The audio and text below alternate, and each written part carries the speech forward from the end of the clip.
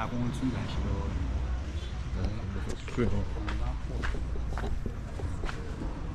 is the back. Back, yeah. The half shine.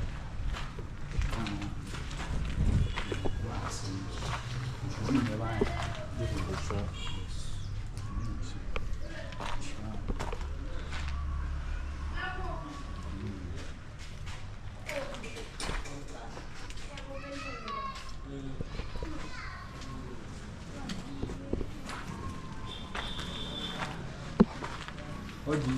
All these art like this, they have meaning. All these arts? Yes, all these arts, they have meaning. Have you see someone like this and then they explain everything for us?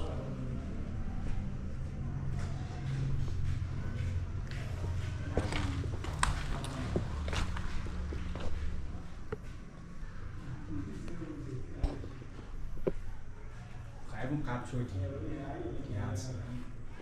And that's what I'm trying to do.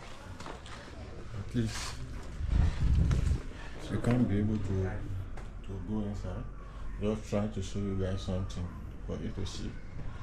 This is from the backyard. You can see the door is locked. See that door? It's locked. At least is he going to come back here? No. So now I can try this place. Looking like an ancient farm in the forest. The entire place is covered with plants, which may have been better to see when she was alive, but which also represents that woman, of course, I think that she lived all her life in this place. That's what she does. So this tree is just like, I can say it's a form of unique place for people, at least for someone to come all the way from outside the country to come to somewhere like this. You know, it's not easy. I know this place to be the home of an Austrian woman called Suzanne Wenger, whose Yoruba name is Adunni Olorisha. I don't know what Adunni means, but Olorisha means owner of Orisha, or embodiment of Orisha. And who is Orisha? Orisha are the deities of Yoruba spirituality. And Wenger, even though a white woman, can be said to be an embodiment of this spirituality. How did she become like that? She came here as a young woman with her husband at the time in Liberia. And from those years, possibly in her 20s, even till she passed away, possibly in her 90s, a very old woman, she met herself in Yoruba spirituality to the bone. She was a high-ranking member of Ogboni. The Ogboni are the most esoteric, the most secret of Yoruba secret societies. And she was a high-ranking member of the Ogboni people. Then she was a deep priestess of Osun. Osun is Yoruba deity of feminine beauty and spiritual power, represented by a river, the Osun River, which flows through a forest in this place. What is Wenger's connection with the Osun forest and with Osun? What she did was that she recognized the forest as a sacred place, as a place where a person can go and relax and receive potent spiritual inspirations. So she will go there, she will sleep there, she will spend time there. And over the years, between herself and people, natives of Osogbo, who were not artists, but people that she trained, people she groomed, they now created sculptures, created architectural forms, representing different deities of Yoruba culture, various shrines, so that when you now navigate that space, you will see various sculptural forms, various buildings, and the total landscape gives an overview of a visual depiction of the Yoruba view of the universe. Whether you are discussing Iyamokpo, who is representing the deity of childbirth, whether it is Obatala, who represents the agent through the universe was created, whether you are representing, I don't remember some of the other names now, but various deities are represented in that forest through the sculptural forms of Wenger. So as to navigate the forest, you can be said to be imaginatively navigating, Yoruba spirituality, this cosmology, the vision of the universe. So coming here is like coming to a shrine, coming to the place where a great person was able to live our own country, a much more developed, advanced environment, different from ourselves, from that of Africa. And in the 60s, came to this place, which has been a very rustic environment. Not that Osogbo is the capital of Osun State. It has been a very rustic place, very remote area. And in spite of her high development of education. From her books, she was very well educated, very well learned. She settled here and was interacted with the natives, learned from them, and then projected that knowledge in the arts as well as in her books. Her books, in my understanding, are the best projection of Yoruba spirituality I've ever read, even better than Soyinka.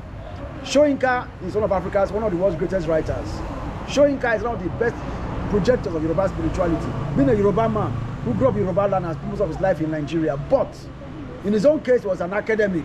He would travel to London, travel to America, go to the University of Ibadan. But this woman, when Wenger came here, she just sat there in Osogbo, hardly went anywhere. So that means that she spent all her life, almost all her time, with the natives, with the people living in this place, with the shrines. She became a master of Yoruba language in its deep interiors, as well as interacting with the spirits of the environment, so that when she talks about Yoruba spirituality, she operates at a very different level from most people. But the sad thing is that her books are not well known. Her sculpture is known, but her books are not well known. So as I'm coming here, I came here about more than 20 years ago, before possibly these children were even born, the children who I'm seeing here now. And when this young man, so I've been a young man himself, and Becca was already very old at that time. When I met her once outside this place, that's when I was able to see her.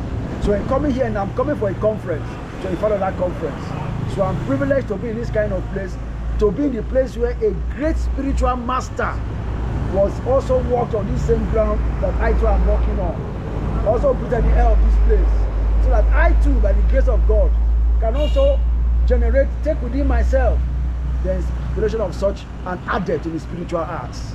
So that is my understanding of this place. What advice can you give all Yoruba people that is outside the country about the culture of Yoruba? That's a very delicate question. Why do I say so? Because as it is now, Yoruba culture is splintered. Yoruba people are among the most ardent Muslims in Nigeria. Their Islam is very strong. They are also very serious Christians. Then they are also Olorisha. I'm very sorry to say that from my little understanding, Orisha spirituality, which is the oldest spirituality in Yoruba land, is a marginalized spirituality. It's not something, somebody, when there was a problem, for example, at Ilorin, when there was a conflict between your traditionalists and Muslims, somebody asked, can you point to anybody who is a member of your religion, who is in government? Can you point to anybody who will proudly say, I am a senator, I am a governor, and I'm an Orisha worshiper? You don't see, the people don't talk like that. Everybody is going to church. Either you are going to church or you are going to the mosque. That's a respectable thing. So, but we have to agree that Islam, I'm sorry to say, Christianity are not part of Yoruba culture. And they are developed very strong in very good Yoruba Christian music, Yoruba religious music. So that's part of our culture. But having said all that, Christianity and Islam represent the vision of God that people from certain parts of the world were able to get. We should ask ourselves, our own ancestors, the people that gave birth to our fathers, did they not know God? Were they not any relationship? They did not ask questions like, where are we coming from? Where are we going to? They did not receive any revelation. Did God just neglect them? Ask that question. I was asking that question as a younger person, and I'm convinced that yes, our ancestors too knew God.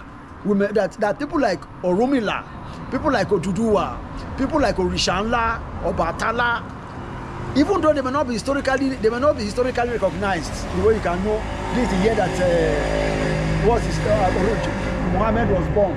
We can have a figure understanding when Jesus was born. These other figures are not as definite, but it is clear from the structure of knowledge in Yoruba thought that some human beings sat down and asked questions about the nature of the universe and arrived at some very deep questions, deep answers. So, whether you are a Muslim, whether you are a Christian or not, even if you're not a Yoruba person, try to understand, how do my fellow human beings in different parts of the world make meaning of life? And if you're a Yoruba person, you should ask yourself, what is my own ancestral contribution to this world? What are my fathers and mothers from ancient times have to share with the human race? Is it only people from Israel, people from the Arab world that give something to the world? So go and read books. Read books like Olodumare, God Yoruba Believe by Bolaji Idowu. And then Wenger's books. The best book on Wenger known to me is titled The Return of the Gods. The Secret of Suzanne Wenger by Olubeya. Sorry, the book is very easy to get, about $300. If I see it today, I will buy it without wasting time, but it's not available. It's an excellent book. It's the best book on Wenger, one of the best books on Yoruba spirituality. Then you also have another book called the work written by, that book written by her former husband, Ulibeya, the person put her to Nigeria. Then her own book, the best book written by her, is titled A Life with the Gods in Yoruba Homeland. Fantastic book, hardback, wonderful pictures, magnificent writing, showing the very depths of Yoruba spirituality and then inspiring philosophical expressions. One of the best books in spiritual history, because I've read different spirituality. I've read Christianity, read Hinduism, read Islam to some extent, read Buddhism, read different philosophies, and this book is one of the best from any spiritual master anywhere. A Life with the Gods by Suzanne Wenger. Then you also have another book of hers titled The Sacred Groves of Osogbo. Wonderful. The way she will retell Yoruba mythology, Yoruba narratives in that book about how Osogbo was founded is just magnificent. It's out of this world. Then she has another book called The Timeless Man of the Sacred. I've not read that one. Then there's another very good one by interviews with on her by, it's titled Adunni, a portrait of Suzanne Wenger by, whether I think somebody Brockman and Hotter. Excellent book where she shows really deep knowledge. If you read these books, you will agree that yes, human beings are sat down to think deep thoughts. Human beings in Yoruba land. It is nice meeting you, sir, because you know, me personally, I'm a kind of person that I really like Yoruba culture very well. You know, I'm from this place, and you know, there's a lot of people from Brazil, Yoruba that embrace Yoruba culture more than even than Yoruba people that is from Nigeria, and which is not making any sense. We have to embrace all our culture. Everybody don't know about that. That's they should embrace their culture. Always remember where you are from. Do you have any book? Okay, I have written a lot, but the truth is that I'm not really into. I have written books, but the best thing that can be done for me to share, to read my work, is scatter a lot of it on the internet. But I will direct you to certain places. One, take my name. My name, first of all, is Oluwatoyin Vincent Adepoju, and I have written significantly in my academia.edu account. Then I also have blogs on Blogger. I have a lot of blogs on Blogger discussing Yoruba and other spiritualities. What's your blog? There are more than 80 blogs. I don't remember all the names. But just type my name, type in Oluwatoyin Adepoju, Blogger. But I have one blog. The first one I started is called Ifa Student and Teacher. That is my first blog. If you now look at that blog, you now check the name of the author of the blog and other blogs by him, you will see them. I have a number of blogs on Wenger where I was experimenting with her ideas. And then I have a book on Wenger. Yes, I should mention that book. Yes. The book is titled, let me try to remember this, it's a little complex. Cosmogeographic. I wrote it long ago. It's cosmogeographic mapping. Okay. Between the Osun Forest and Glastonbury. That's the title. So if you Google it, you will find it. It's available free. This particular forest is that from time immemorial, it has been known as a place to where a spiritual presence is living. In this case, the goddess Osun, whose river flows through the forest. Then along with the goddess's presence in the forest is seen to embody various kinds of spiritual entities who dwell there.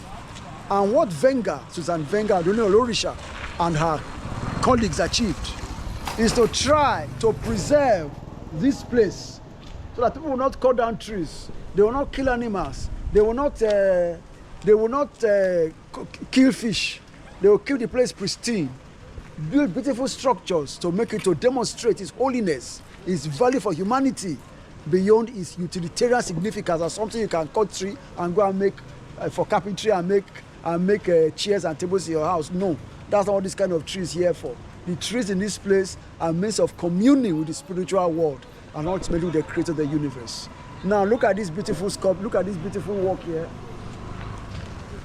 This particular style of art is a format of what is called the Osogbo School of Art. Just look at it. Look at these figures. Look at the elongated form. The Osogbo School of Art is an art created by Suzanne Wenger, Ulibeya's second wife, Georgiana Beyer, and others who created a particular style of art in Osogbo in the 60s, 70s. And this kind of elongated forms of human bodies, beautiful but stylized, as it may be called, is the style of the Osogbo school. So as you now enter into the forest, you find this gate. This gate is a different style from the Osogbo art school, but mostly created just to protect the place. Then what is particularly striking now are these walls created by Wenger and her school. The walls will represent various kinds of meaning, which I will not pretend to know, but which could demonstrate the multifarious presences, the various kinds of identities living in the forest, who are not visible to us, to the ordinary eye, but to people who are possessed of what is called in Yoruba Oju, the inward eye, the eye which in speaking in also present in Igbo terms. It's, I don't know whether it is Oju or I'm not sure how it is called there, but the eye with which you see the physical world and the spiritual world at the same time. When you have that kind of eye, you can then see these dynamic forms at work in the forest in different kinds, maybe be able to interact with them. Then look at this place. I finally find this quite striking. Let us have a look at it. This is a gate. This is a gate leading into a section of the forest. Let us go inside and see what is going to be present to us. As we go in, ideally there should be silence, but since we are left, let us maintain silence to start so as to experience the atmosphere of the place.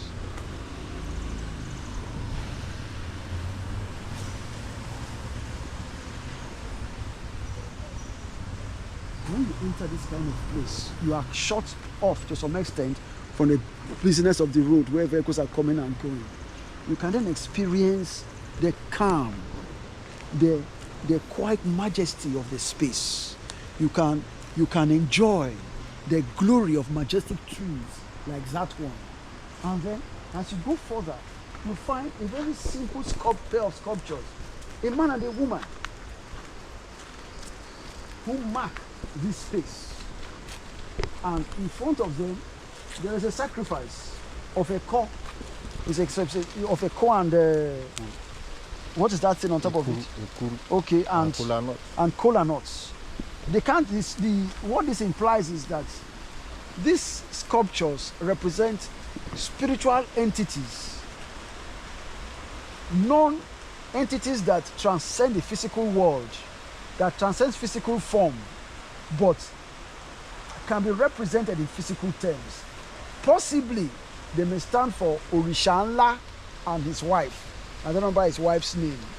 Orisha Nla being the deity from whom the other Orisha, the other spiritual, other deities in Yoruba religion emerged from when he burst into pieces. And according to Suzanne Wenger, the wife represents the complement to his masculine power, because in Yoruba thought, the number two becomes one when the masculine and the feminine are unified.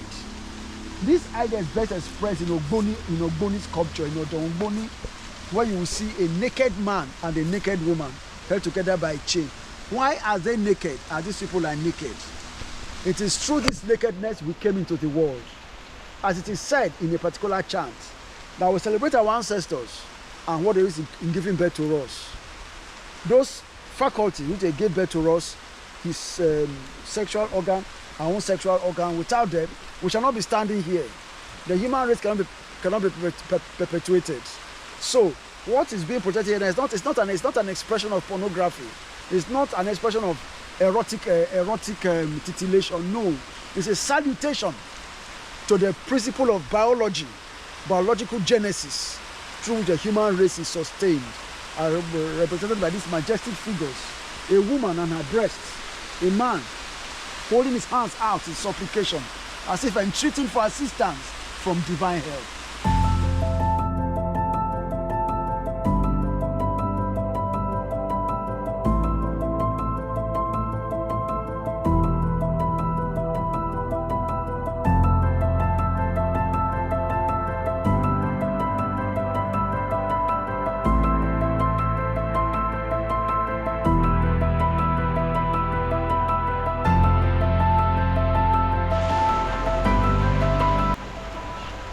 It is raining. I'm still trying my best. You know, it is raining right now. I'm still trying my possible best to show you guys how this place look like, because if I don't show you, That means what I come here for is incompleted. I swear. So I just have to do that for you guys. You see? I'm risking my camera for you guys to see how the view, how everything look like in this place. You see? This is very massive. This is very massive. You see? That's a lot of masquerade over there. You see, a lot of masquerade. A lot of masquerade.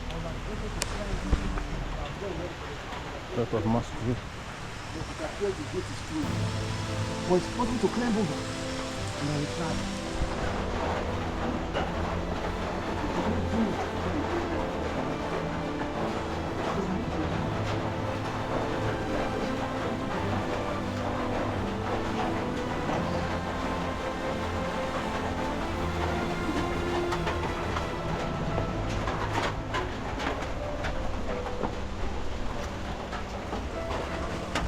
You know what I'm doing now?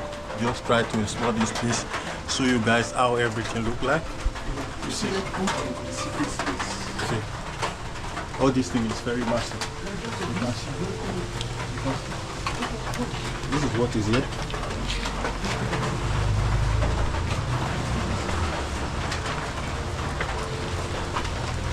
Just exploring everywhere.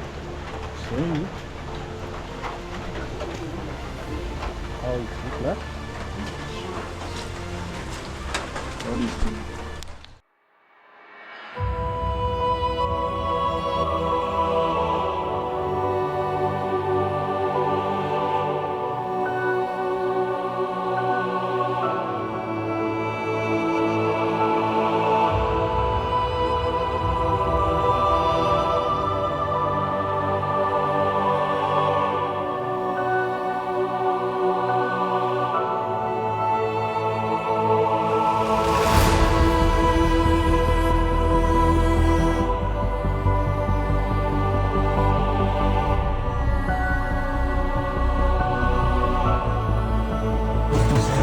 Big for me that I don't think I can have courage of enter this place.